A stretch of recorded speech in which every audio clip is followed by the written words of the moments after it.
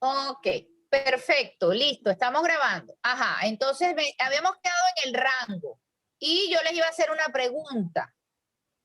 Observando el gráfico, ¿qué podemos decir de la monotonía de la función? Entendiendo monotonía con la información en cuanto a crecimiento y decrecimiento. ¿Qué me dicen de esa función? ¿Es creciente o es decreciente?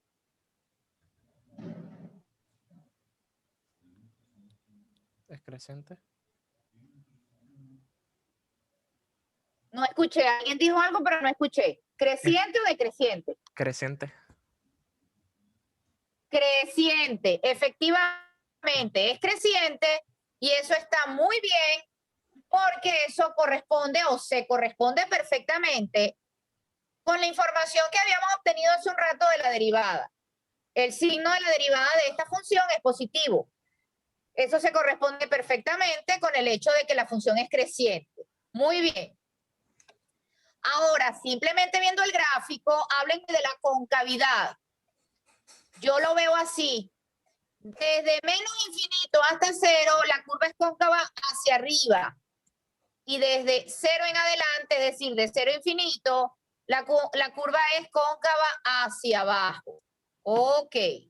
¿Estamos de acuerdo con eso? Sí, profe. Excelente. Muy bien.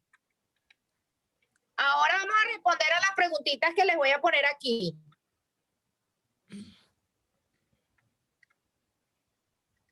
¿Qué pasa con la función cuando calculamos el arco tangente de cero?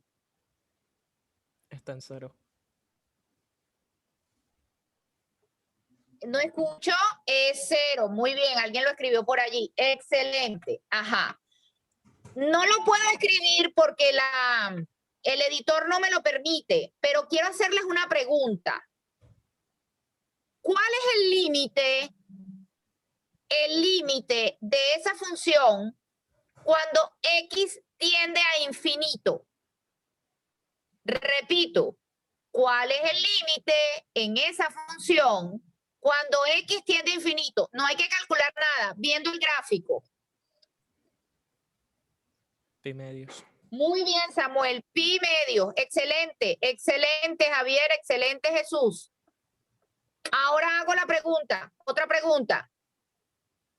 ¿Cuál es el límite de esa función cuando x tiende a menos pi medio? Perdón, ay, dije la respuesta. Qué mal de mi parte. Ok, reestructuro. ¿Cuál es el límite de esa función cuando x tiende a menos infinito? Menos pi medios. Esa no vale porque ya les dije la respuesta. Exacto. Muy bien. El límite de esa función cuando x tiende a menos infinito es menos pi medios. Pero esa no vale porque si me equivoqué y les dije la respuesta antes de hacer la pregunta. Ok. Bueno, fíjense que toda la información que yo les he preguntado y hemos compartido de esas tres funciones, la pudimos compartir simplemente analizando el gráfico. El gráfico nos habló, nos dijo cosas, pero por supuesto, para nosotros poder interpretar lo que el gráfico dice, hay que darle lectura al gráfico. ¿Bien? Ok. ¿Alguna pregunta de esta gráfica? También sería continua, ¿no? ¿Otra vez que no te escuché? El gráfico también sería continuo, ¿no? No tiene... Excelente observación, muchas gracias, se me había pasado eso. Muy bien, el gráfico es continuo en todo su dominio. Observen, no hay huequitos, no hay saltos, no hay asíntotas verticales. Muchísimas gracias por esa intervención. Excelente. ¿Algún otro comentario?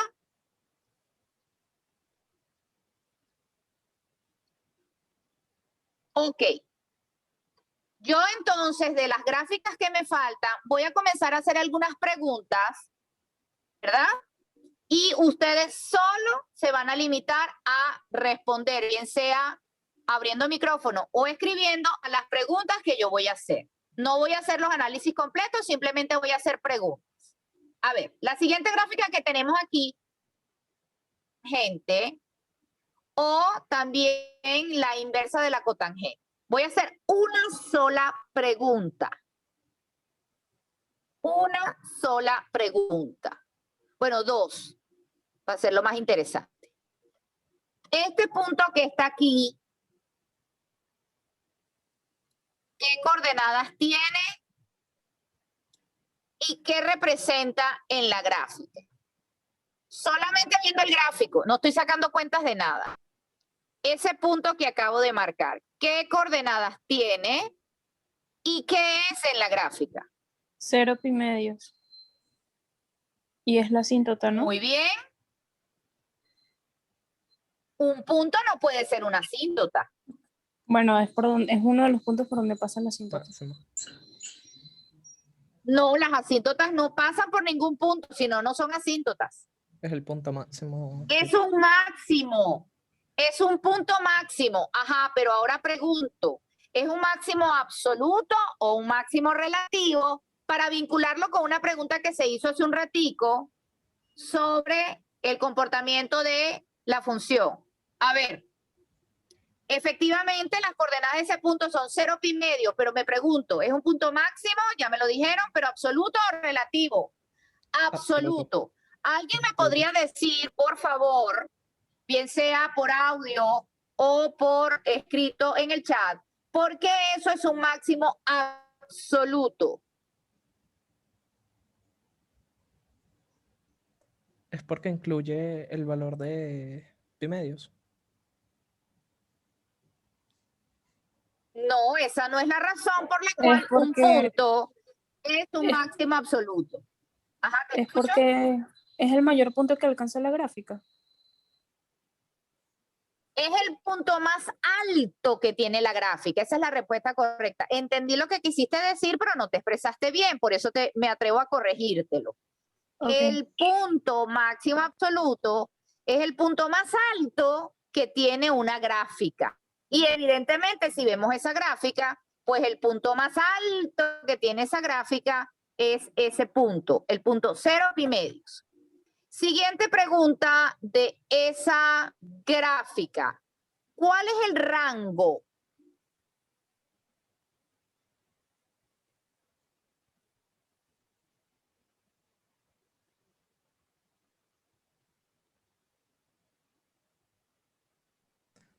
Desde menos pi medios abierto hasta pi medios cerrado. Cerrado. Sí.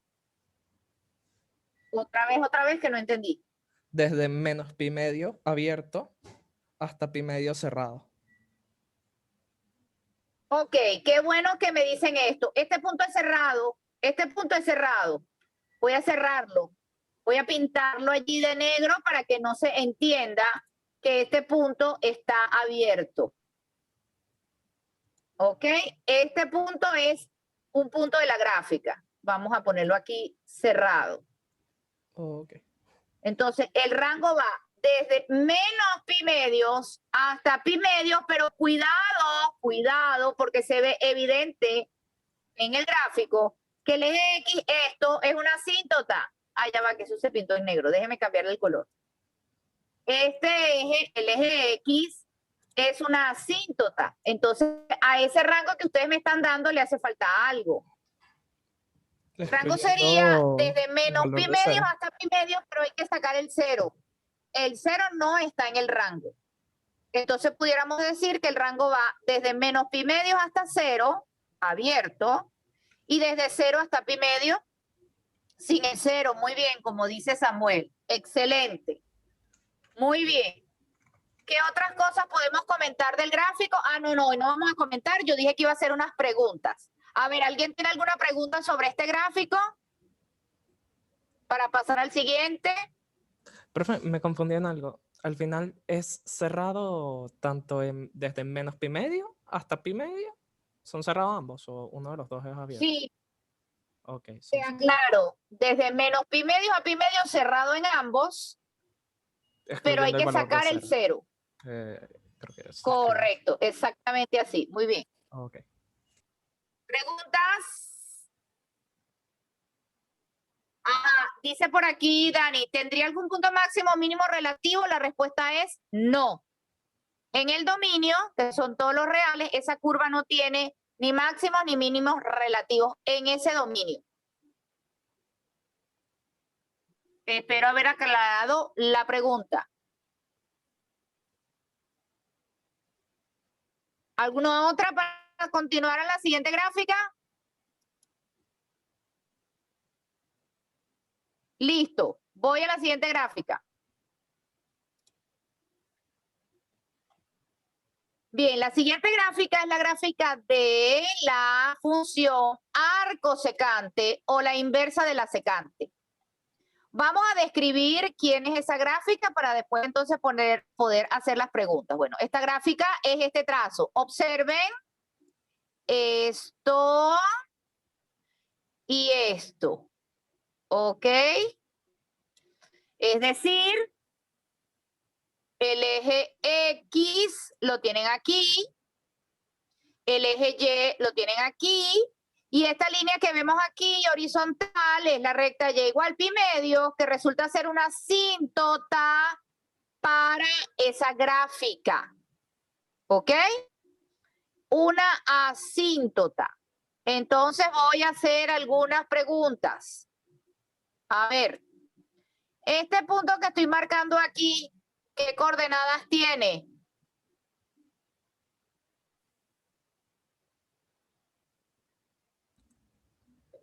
Uno y 0. Correcto. ¿Y este punto que está aquí? Sería -1 pi. -1. Ay, miren, lo estoy preguntando y lo dice Sí, el sí, mismo eso sí lo material. dice. Porque es que no Esa había pregunta forma. no vale. Ok.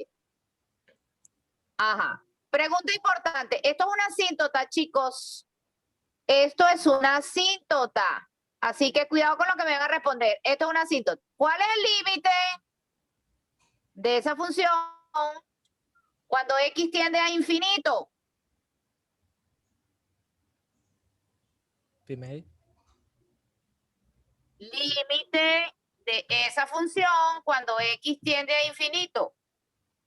Pi medio, muy bien, me están respondiendo en el chat. Excelente. Ahora quiero el límite de esa función cuando x tiende a menos infinito. Pi medio también. Límite de esa función cuando x tiende a menos infinito. ¿Cuál es el límite?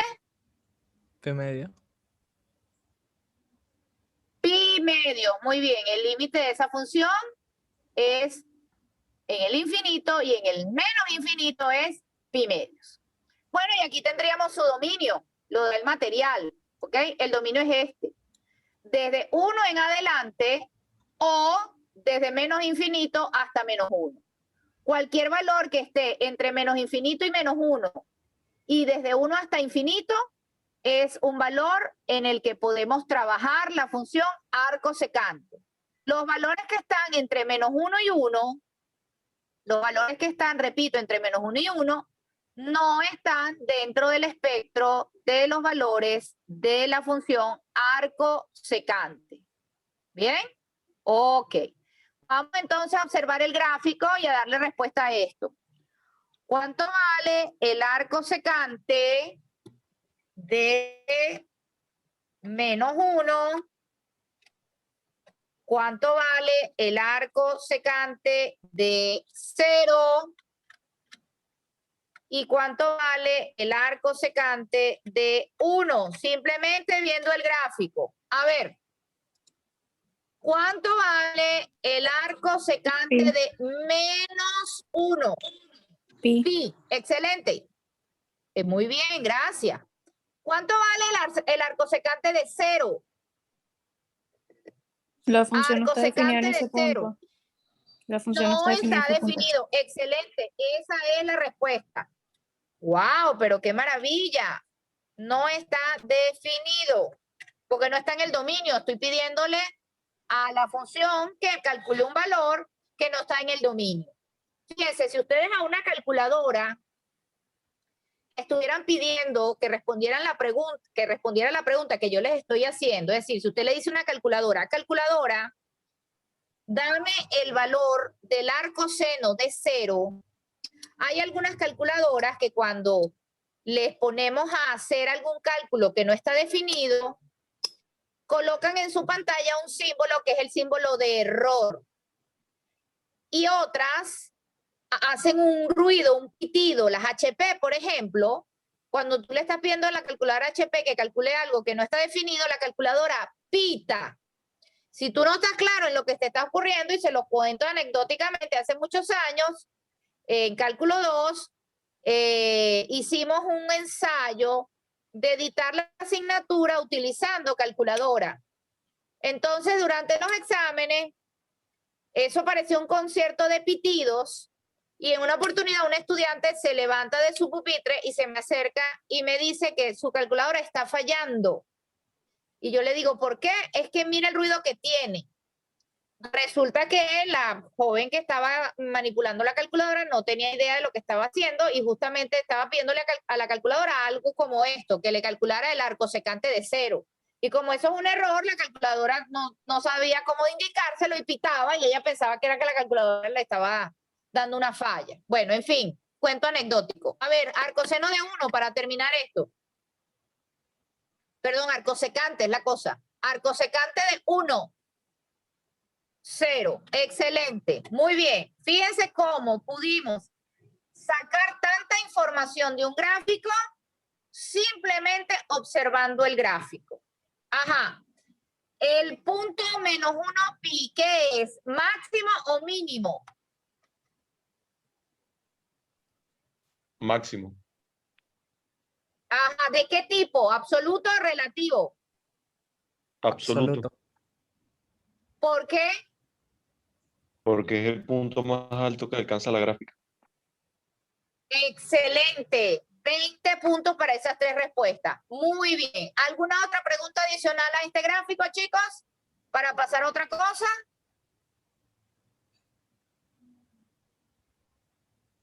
Bueno, debo comentarles que estoy gratamente complacida por la receptividad y la dinámica de respuesta.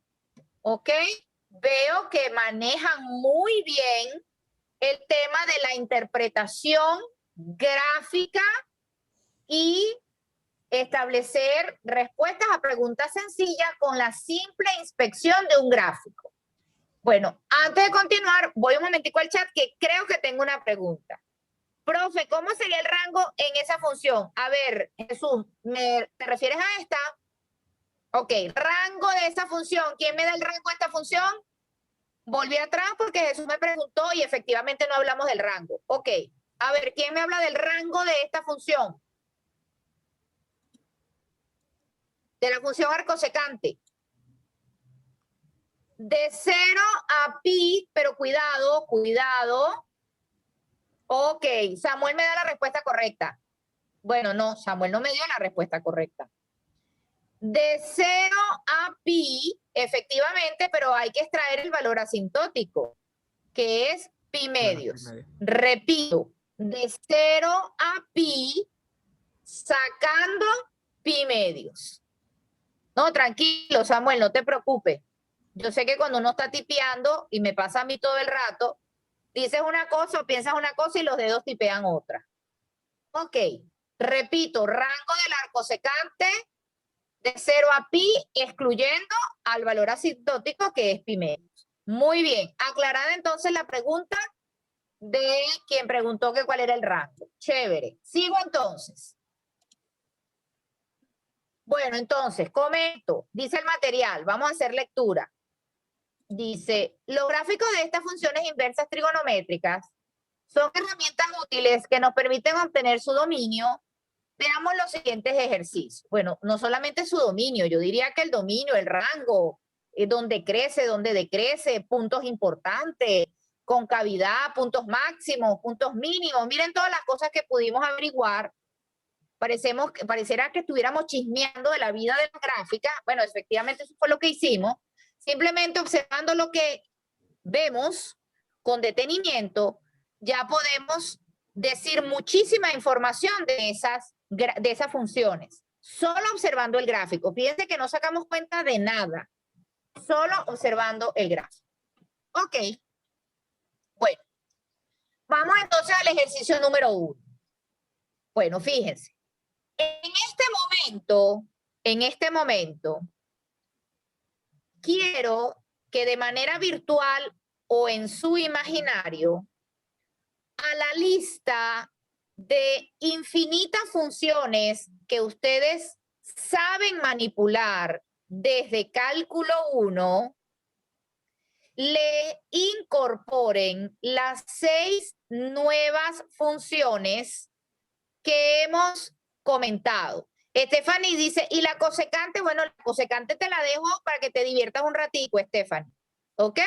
Ese ejercicio lo hacen ustedes e interpretan todo lo que puedan interpretar de las funciones siguientes. Ajá.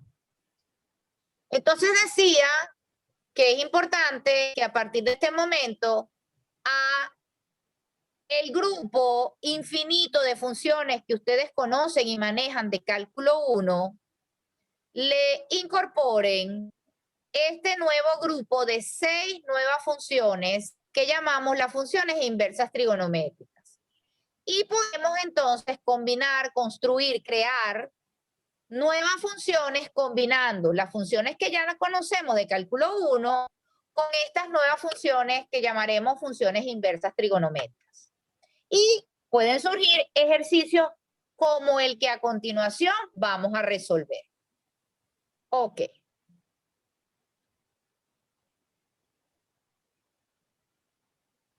Dice el ejercicio. Dada la función y igual seno al cuadrado del arco secante de 1 sobre x, obtener, vamos a ver qué nos piden obtener. Primero, las condiciones que permiten calcular su dominio. Luego nos piden el dominio y luego nos... Uy, qué torcido me quedó esto. Ya va. El dominio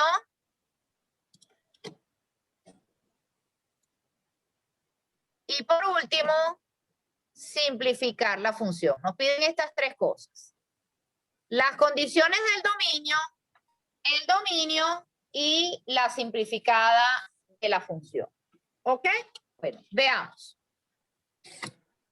Si observamos la función que tenemos en este ejercicio, nos encontramos con la siguiente peculiaridad. Esta función es una función compuesta de 3 funciones. Voy a nombrar las funciones de afuera hacia adentro. Función externa, seno al cuadrado. Función intermedia, arco secante de x. Función interna, 1 sobre x.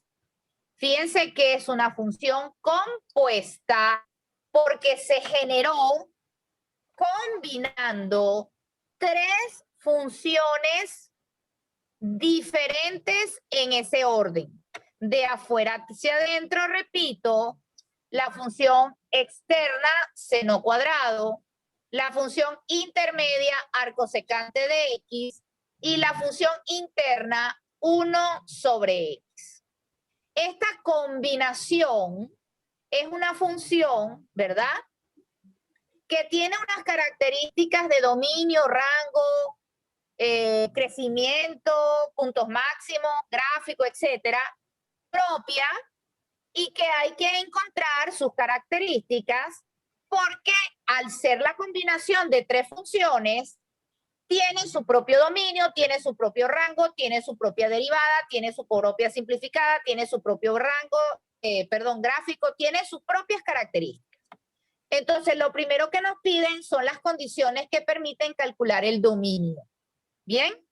Bueno, yo quisiera que ustedes me dijeran, y ahí sí necesito que intervengan los que tengan audio, porque escribir lo que voy a preguntar va a ser un poco engorroso para los que no tienen micrófono. Si ustedes me contaran cómo es que en cálculo 1, ustedes calculaban el dominio de una función. A ver, traten de organizar los que puedan abrir micrófono para que me cuenten despacito para que todos escuchen cómo es que en cálculo 1 ustedes calculaban el dominio de una función. Si no se acuerdan de todo el procedimiento, por lo menos denme algunas ideas, lo que llamamos una lluvia de ideas. Vamos a ver, yo los escucho, o el que quiera escribir alguna idea que se le venga en virtud al procedimiento para calcular el dominio de una función, pues me escribe la idea y yo la utilizo para lo que quiero. Vamos a darnos un minutico para pensar en cómo es que en cálculo 1 se hacía para encontrar el dominio de una función. ¿Los leo? O el que quiera intervenir, pues, Bueno, los escuchamos, perdón. Yo por mi parte hallaba el dominio de cada una de las funciones y luego los intersectaba para hallar el dominio total. ¿Otra vez? Que yo por mi parte hallaba el dominio de cada una de las funciones y luego hacía la intersección entre esos dominios y ese era el dominio total. Ok, eso está bien. Muy bien, ajá. Pero a eso yo diría que le hace falta algo, no sé. Por aquí Samuel escribió, buscábamos los dominios individuales de cada función involucrada y luego se intersectaban esos dominios. Ok, eso está muy bien, pero hay algo que me falta, que era algo muy importante en cálculo 1, que yo estoy segura que fue mencionado y que fue utilizado como un estandarte cada vez que ustedes tenían que calcular el dominio de una función. A ver, voy a leer lo que escribe Juan. Pero esa función que está allí no es una función compuesta. Sí, efectivamente es una función compuesta. Luis Yepes me dice, hay que obtener los valores de X. Sí, efectivamente hay que obtener los valores de X. Pero hay algo que les está faltando. Yo lo voy a escribir aquí. La idea central, cuando yo voy a calcular el dominio de una función, sobre todo de una función compuesta, sería esta. Plantear las condiciones de existencia de cada función. Eso era lo que me estaba faltando que alguien me dijera.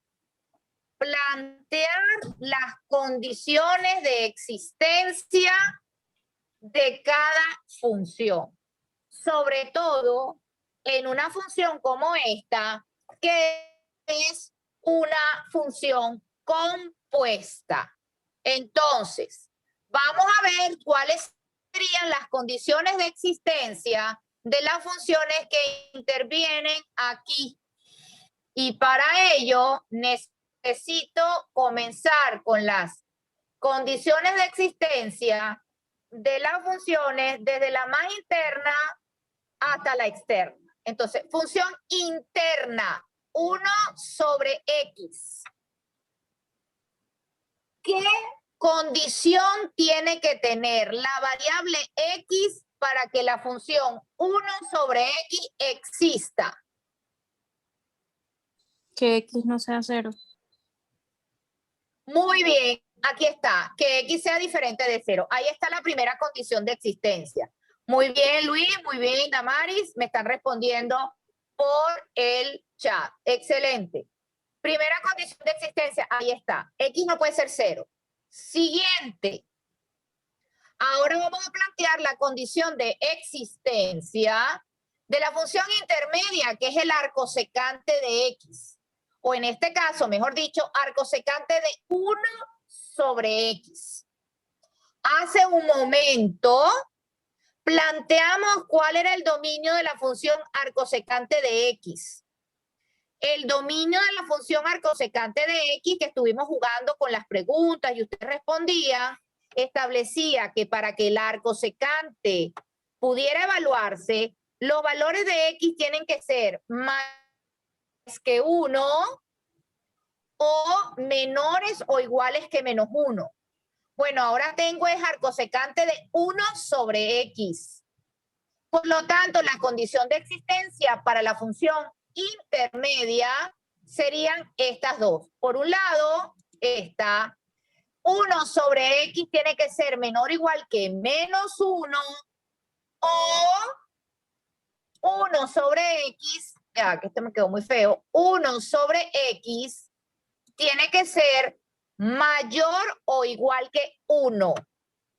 Esas condiciones o la condición número 2 surge del análisis que hicimos hace un ratico del dominio del arco secante. De ahí salió. Ok. Ahora vamos a la función más externa, seno o seno cuadrado. A ver, pensemos en la función seno o la función seno cuadrado. ¿Qué condiciones tiene la función seno para que se pueda evaluar? Traten de traer a su mente la gráfica de la función seno y díganme si el seno tiene alguna restricción.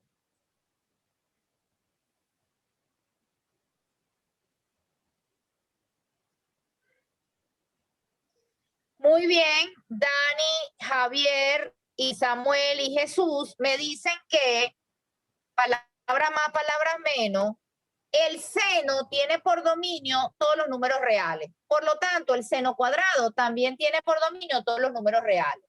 En otras palabras, para el seno o seno cuadrado no hay restricción, no hay condición de existencia. Por eso es que cuando yo voy a plantear las condiciones que permiten calcular el dominio, en este ejercicio nada más tengo dos. La condición número 1 viene de la función interna y la condición número 2 viene de la función intermedia. ¿Ok? Ahora les quiero hacer otra pregunta importante. ¿Cómo se traduce desde el punto de vista práctico?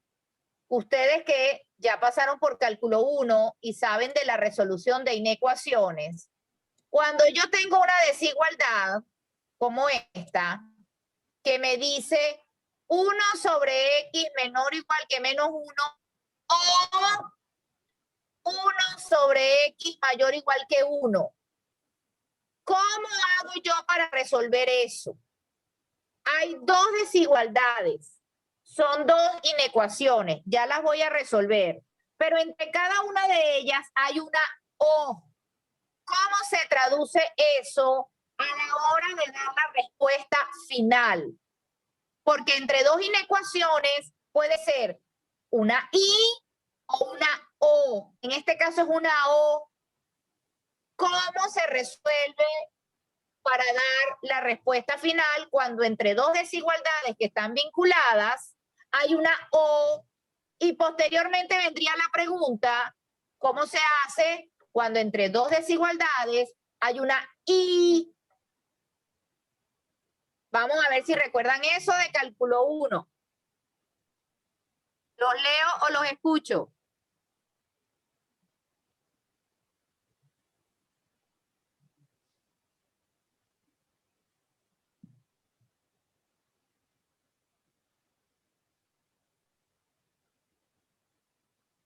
Samuel, eso no es lo que estoy preguntando.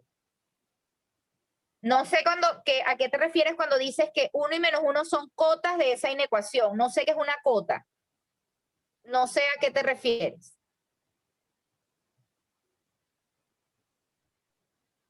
A ver, voy a dejar de compartir. Muy bien, Dani, esa era la respuesta que yo quería. Cuando entre un par de inecuaciones hay una O, se resuelve cada una de ellas y entre ellas hay una unión. Se unen los resultados.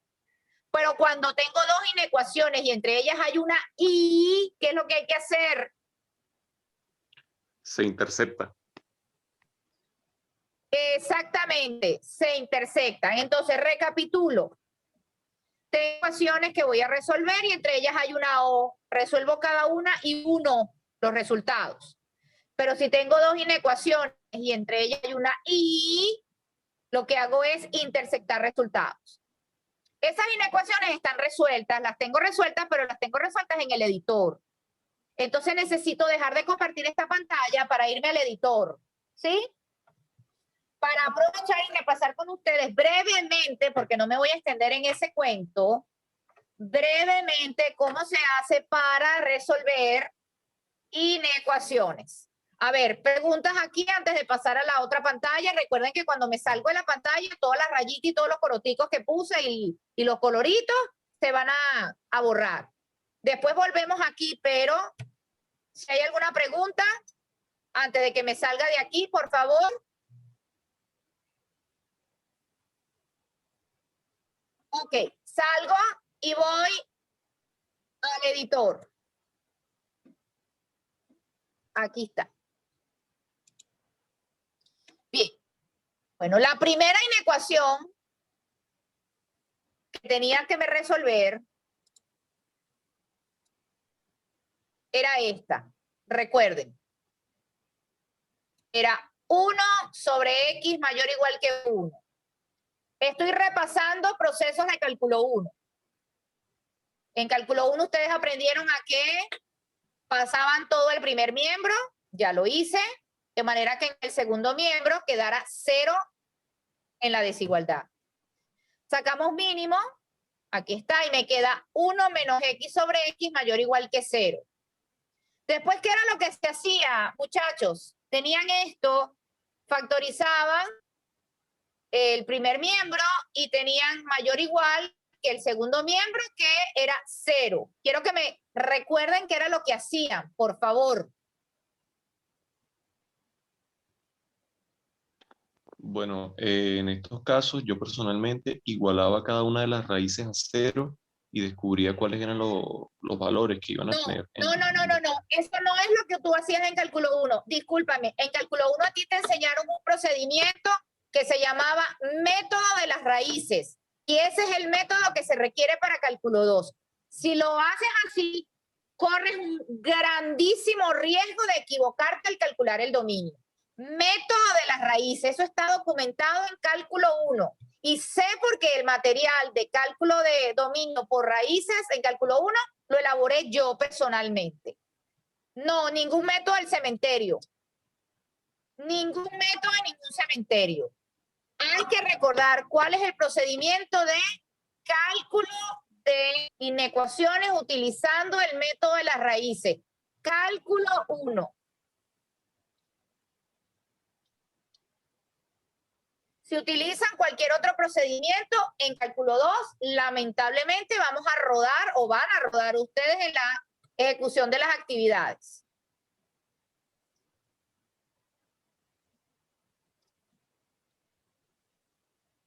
Hay que repasar eso. Hay que repasar el método que ustedes utilizaban en cálculo 1 para la resolución de inecuaciones.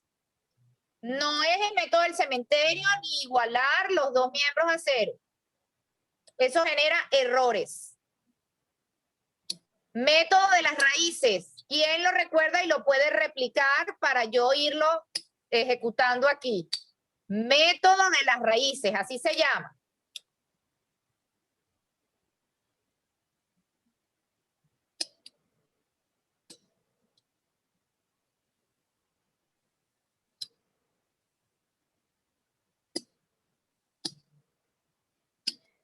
Bien, en virtud de que al parecer ustedes no recuerdan cosas que